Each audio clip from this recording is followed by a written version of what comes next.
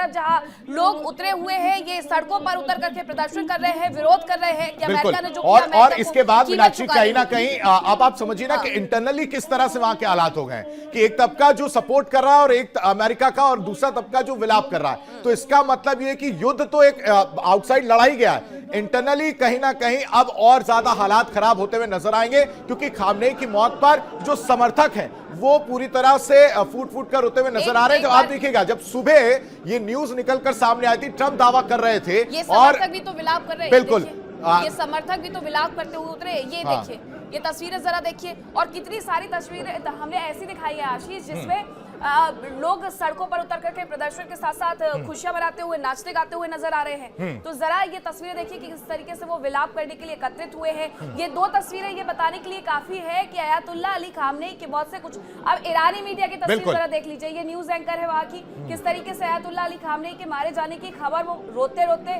सुना रही है। लेकिन मैं इसे एक सवाल जरूर पूछना चाहूंगी कि जब लोगों के साथ विरोध प्रदर्शन के दौरान महिलाओं के भ्रूण निकाल दिए गए, महिलाओं का गर्भाशय निकाल लिया गया, तब ये रोते हुए नजर, ये जो दूसरे तबके की मैं बात कर रहा था, ये दूसरा तबका है जो एक तस्वीर आपने बताई कि जिसमें न्यूज एंकर्स जो लोग हैं वो रोते हुए नजर आ रहे हैं। ये दूसरा तबका देखिए गाना गाते हुए और झूमते हुए, नाचते हुए नजर आ रहे हैं। तो इससे आप अंदाजा लगाइए कि एक तरफ तो नाराजगी और रोते हुए लोग नजर आ रहे हैं, लेकिन दूसरी तरफ खुशी भी है कि वो जो रिजीम थी, वो जो कट्टरपंथी सोच थी, वो उसका कहीं ना कहीं इनको अमेरिका का जो वो हेल्प वाली बात आपको याद होगा क्या कि हेल्प कहां है, और अमेरिका ने कहा था कि हेल्प रास्ते में, और जैसी हेल्प पहुंची है उसके बाद से तस्वीर बदल जाती है। तो इन दो तस्वीरों को देखकर अंदाजा लगे कि एक तरफ खुशी है तो दूसरी तरफ मातम पसरा हुआ है मीनाक्षी, और इसकी वजह से। और अब देखिए ये खामनेई के समर्थक भी, और ये हिंदुस्तान की तस्वीर, ये श्रीनगर की तस्वीर है, और वहां पर खामनेई के समर्थक किस तरह से हाथ में काला झंडा लेकर ये प्रदर्शन करते हुए नजर आ रहे हैं। नहीं, ये तस्वीर कोई पहली नहीं है, हमने 2025 में भी इसी तरीके से तस्वीरें देखेंगे। ये तस्वीर इसी तरीके से बार बार सामने आ रही है। 2025 में भी हमने ऐसी तस्वीर देखी थी जब अमेरिका की तरफ से हमला किया जा रहा था, इजराइल की तरफ से हमला किया जा रहा था ईरान में। उस वक्त भी श्रीनगर से ऐसी तस्वीरें निकल करके सामने आई थी। हुजूम उमड़ा था जो कि अयातुल्लाह अली खामनेई का समर्थन कर रहे थे, और उसकी वजह भी है, सर्वोच्च नेता वो माने जाते हैं, धार्मिक नेता वो थे, और इस वजह से उनका समर्थन किया जाता है। श्रीनगर में भी धार्मिक नेता होने की वजह से वो समर्थन देखने को मिल रहा है। लेकिन ये जो दो तस्वीरें वो अपने आप में ये बताती है कि एक तबका खुश है तो दूसरा वहीं पर रोते विलाप करते हुए नजर आ रहा है। किस तरीके से सूट बूट पहन करके ये जश्न मनाने के लिए उतरे हैं।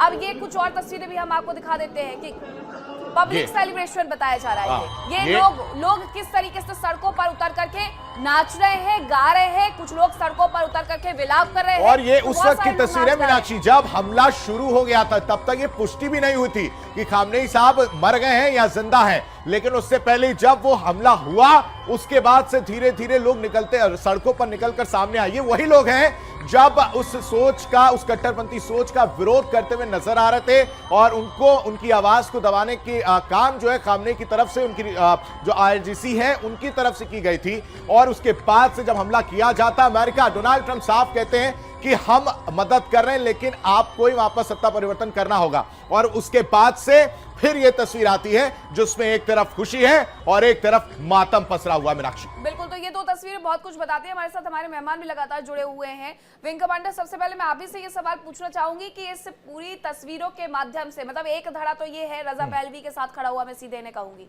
दूसरा धड़ा ये है कि अयातुल्लाह अली खामनेई की मौत से वो बहुत ज्यादा विलाप करते हुए दुखी नजर आ रहे हैं। लेकिन तस्वीरें इस बीच श्रीनगर से भी सामने आ जाती है। हालांकि 2025 में भी हमने ऐसी तस्वीरें देखी थी कि अयातुल्लाह अली खामनेई के समर्थन में श्रीनगर में लोग उतरे हुए थे, और मुझे लगता है कि ये सब कुछ धार्मिक नेता होने की वजह से है। जी हाँ, बिल्कुल। देखिए, धार्मिक उन्माद जो है वो कई इस्लामिक कट्टरपंथियों में इस बुरी तरह से जकड़ लेता है कि उनका व्यवहार जो है वो आम नहीं रह जाता है। वो बहुत ही वहशी तरह से व्यवहार करते हैं। आप देखिए जिस तरह से न्यूज एंकर्स ने किया, कभी लगता है कि ड्रामा तो नहीं था, जिस तरह से वो रो रहे थे। तो आदमी जो है धर्मांधता में किस स्तर तक जा सकता है। आप देखिए सुसाइड बॉम्बर्स तैयार कर दिए जाते हैं, और ये जो धर्म के प्रति इस तरह का ये समर्पण नहीं है, ये उन्माद मैं कहूंगा। और ये एक बहुत ही खतरनाक चीज है विश्व मानवता के लिए, शांति के लिए ये एक खतरनाक चीज है। और यही कारण है कि ईरान जो है वो इतने बड़े खतरे के रूप में देखा जा रहा था। जिस तरह से उन्होंने हमास और हिजबुल्लाह को खड़ा किया, जिस तरह से उन टेररिस्ट ऑर्गेनाइजेशंस को आप खड़ा करते हैं अपने मकसद को करने के लिए, क्या वो टेररिस्ट ऑर्गेनाइजेशंस आपके लोगों को शांति से रहने देंगे? किस तरह से औरतों को बुरी तरह से वहां मारा गया। मैं तो कहता हूं ठीक है, अमेरिका ने जो भी कदम उठाया, जिस तरह से उठाया, वो गलत है या सही है वो अलग की बात है, लेकिन खामनेई ने जिस तरह का शासन ईरान में चला रखा था, और वो शासन जो है बहुत ही विभत्स रूप था उसका। वहां के लोग सफोकेटेड फील कर रहे थे, घुटन थी वहां के लोगों में कई दशकों से। और देखिए अब जो स्थिति है, आपने बिल्कुल सही कहा है, ये इंटरनल डिस्टर्बेंस की स्थिति अब बहुत जल्दी सामने आएगी, क्योंकि वहां देश दो धड़ों में बढ़ चुका है। एक जो है वो कट्टरपंथी समर्थक है, धर्मांध लोग हैं, और दूसरी तरफ वो लोग हैं जो लिबरल लाइफ स्टाइल को पसंद करते हैं, जैसा लेकिन आलोक सर, इस समय फिर अमेरिका की भूमिका क्या हो जाएगी? क्योंकि इंटरनल जिसका जिक्र हम और मीनाक्षी कर रहे हैं, उसमें अमेरिका की भूमिका क्या हो जाएगी? क्या उन्होंने आग में चिंगारी लगाने का काम कर दिया, आग में घी डालने का काम करते हुए नजर आएंगे? अब उन्होंने अपना काम कर दिया है और वो बैकआउट खड़े रहेंगे और सिर्फ तमाशा देखेंगे? देखिए, अमेरिका अगर डायरेक्ट रूप से अगर हस्तक्षेप करेगा तो ये अमेरिका के खिलाफ जाएगा, वहां पर समर्थन नहीं मिलेगा, और ये कट्टरपंथियों को और सपोर्ट उनका बेस बढ़ जाएगा। और एक लंबे वक्त से अमेरिका भी तो इन तमाम चीजों को अपने अंदर झेल रहा है कि बहुत सारे लोग उसका समर्थन भी कर रहे थे। बहुत सारे जो डेमोक्रेट्स है वो ये भी कह रहे थे कि कांग्रेस से एक बार सहमति तो ली जानी चाहिए थी। सर आपको रोक रही हूँ, इस बीच एक बड़ी खबर आ रही है, उसका रुख कर रही हूँ। खबर ये है कि सीरिया सऊदी अरब के साथ, सीरिया के राष्ट्रपति का बड़ा ऐलान आया है कि सीरिया सऊदी अरब के साथ खड़ा हुआ है। सीरिया के राष्ट्रपति ने ये बड़ा ऐलान कर दिया है। उन्होंने कहा है कि सऊदी अरब को पूरा सहयोग मिलेगा। यानी सऊदी अरब को जो निशाना बनाया जा रहा था, जिस तरीके से ईरान की तरफ से अमेरिकी बेस को कहकर के निशाना बनाया गया, लेकिन उसके बाद जिस तरीके से तस्वीरें सामने आई थी आशीष, वो ये बता रही थी कि सऊदी अरब में लोगों को निशाना बनाया जा रहा है। अब सीरिया ने इसीलिए कहा, आपको याद होगा कि अमेरिका के राष्ट्रपति डोनाल्ड ट्रंप ने बशर अल असद सीरिया के राष्ट्रपति से मुलाकात की थी। कंधे पर हाथ रख करके जब वो मुलाकात करते हैं तो अब सीरिया के राष्ट्रपति का धर्म बनता है कि वो अमेरिका के साथ खड़ा रहे, और वही धर्म वो बिल्कुल, मतलब एक प्लानिंग आप समझिए कि पहले से ही सारी तैयारी की गई थी, और पहले से प्लानिंग की वजह से ये तस्वीर देखने को मिली, जहां अब ये साथ देने की बात जो है वो की गई है सीरिया के राष्ट्रपति की तरफ से।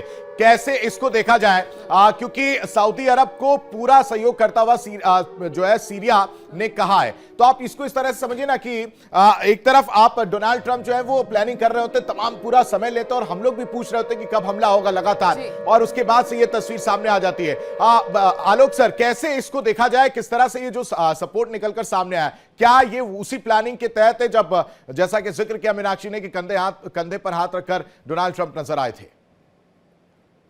देखिए आशीष जी, बहुत ही इंटरेस्टिंग है कि वहां पर मिडिल ईस्ट में शिया और सुन्नी का जो अलग अलग धड़ा था, तो शिया ग्रुप को लीड कर रहे थे ये खुमैनी साहब। ईरान जो है वो शिया गुट है। सुन्नी देश को अंदर ही अंदर कई बार टकराव इनके आपस में हुआ था, लेकिन विगत कुछ वर्षों में इस्लाम धर्म के नाम पर इस समय जब टकराव की स्थिति आई थी, तो यही सुन्नी मुस्लिम देशों ने अमेरिका को अपनी जमीन और अपने एयर स्पेस को यूज करने से मना कर दिया था।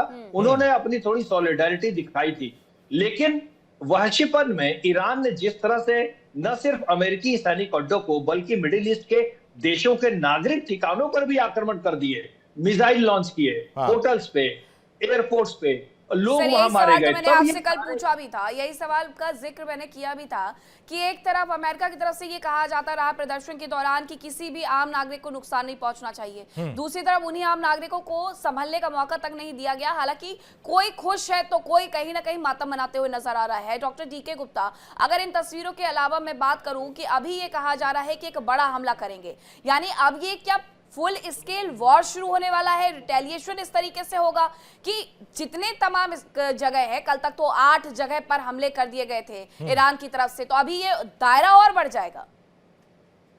नहीं, जहां तक मैं समझता हूं नहीं बढ़ेगा, और ये टारगेटेड और वेरी कैलिब्रेटेड है। मुझे लगता है 4 या 5 दिन तक मैक्सिमम ये युद्ध जाएगा। और यहाँ पे देखिए, आप वर्टिकल्स को देखिए, ईरान के जो वर्टिकल्स हैं, IRGC के चीफ जो है पक्कोपोर मारे जा चुके हैं, डिफेंस मिनिस्टर मारे जा चुके हैं, वहां का सुप्रीम लीडर मारा जा चुका है। और उसके बाद अब नंबर जो है, कल आपको याद होगा कि कल अटैक जो दूसरा अटैक हुआ था और ईरान के राष्ट्रपति के बंगले पे हुआ था, वो बच गए और मीडिया को जानकारी देनी पड़ी थी कि वो सेफ हैं। और कल अब्बास जी ने एक बात बताई थी कि मुझे जहां तक जानकारी है, हमारे खुमैनी साहब जिंदा हैं, ये एक फॉरेन मिनिस्टर की लैंग्वेज नहीं होती है। तो वर्टिकल्स जो मैं लगातार बोल रहा हूं कि 4-5 दिन का ही युद्ध चलेगा, अगर चलेगा तो, क्योंकि अमेरिका नहीं चाहता लॉन्ग टर्म युद्ध जाना, क्योंकि उसके लिए $274 बिलियन उसने कमाए हैं अब तक इतिहास का सबसे ज्यादा custom duty due to their own weapons tariff, उससे उन्होंने 3 मिनिस्ट्री का घाटा उन्होंने काटा है, तो उसको नहीं जाया करना चाहेंगे इस युद्ध में। तो वो चाहते हैं कि मेरा जो वेपनाइजेशन चल रहा है टैरिफ का वो बहुत ही बढ़िया चल रहा है, मैं अपना टारगेट सॉल्व करके अपने घर में आऊं। ठीक है सर, आते हैं सर आपके पास, वापस आते हैं हमारे साथ, हमारी सहयोगी नैना भी जुड़ी है। नैना, ओवर टू यू, क्या बड़ी खबर अभी आपके पास? देखिए, लगातार ये कहा जाए कि इस पूरे मामले को लेकर बड़ी खबरें सामने आ रही हैं और बड़ी खबर ये सामने आ रही है कि जिस तरह से अयतुल्लाह अली खामनेई पर हमला किया उसमें अमेरिका के बड़े बॉम्बर्स का इस्तेमाल किया गया था। वॉशिंगटन पोस्ट की हवाले से खबर है, मीडिया रिपोर्ट्स के हवाले से बड़ी खबर ये सामने आ रही है। जिस तरह से हमलों को अंजाम दिया उसमें US B1 B2 का इस्तेमाल किया गया और ये मान के चलिए दरअसल ये वो बॉम्बर्स हैं जो अपने आप में बड़ी ताकत माने जाते हैं। इसके पहले हमने देखा था टॉमहॉक मिसाइल का भी इस्तेमाल इस पूरे हमले में किया गया था, लेकिन जिस तरह से असैसिनेशन हुआ, जिस तरह से बड़े हमले को अंजाम दिया खासतौर से खामनेई के ठिकानों को लेकर, तो उस दौरान ये बड़ी खबर इसमें सामने आई, B1 B2 बॉम्बर का इस्तेमाल किया गया। और इस बीच एक और बड़ी खबर अपने दर्शकों को मैं बता दूं, ईरान इजराइल तनाव के बीच में जिस तरह से ईरान पर बड़े हमले हुए हैं उसमें कई बड़े हथियारों का तो इस्तेमाल किया गया, लेकिन इस बीच एक और जानकारी, इजराइल पर बड़े हमले की तैयारी ईरान की लगातार की गई थी और ये कहा जाए कि इजराइल की और अमेरिका की तरफ से जो हमले किए गए वो सिर्फ यहीं तक थम जाएं ऐसा नहीं है। अमेरिका की तरफ से स्पष्ट किया गया है कि ये हमले यूं ही जारी रहेंगे, क्योंकि अगर खामनेई को यहां पर ये कहा जाए कि मारा गया है, उसके बाद में लगातार डोनाल्ड ट्रंप ने IRGC या ईरान की सेना को भी सरेंडर करने के लिए कहा है और कहा है अगर ऐसा नहीं हुआ तो इसके अंजाम भुगतने के लिए तैयार हो जाइए। अपने आप में कहा जा सकता है कि स्थिति फिलहाल थमती नजर नहीं आती है।